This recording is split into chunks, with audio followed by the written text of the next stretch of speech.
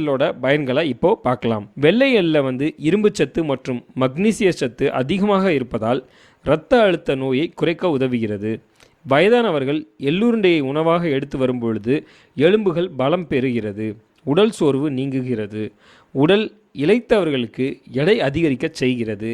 வெள்ளை எள்ளினை வாயில் போட்டு மெல்லும்போது பற்கள், ஈறுகள், தாடை இவைகளுக்கு பலம் கிடைக்கிறது, வாய்ப்புண் குணமாகிறது.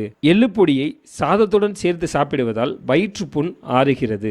இந்த வெள்ளை எள்ளு பொடியை வெண்ணெயுடன் சேர்த்து சாப்பிடும்போது இரத்த மூலம் சரியாகிறது. வெள்ளை எள்ளை யாரெல்லாம் சாப்பிடக்கூடாதுன்னு பார்த்தீங்கன்னா, சர்க்கரை நோயாளிகள் சாப்பிடக்கூடாது.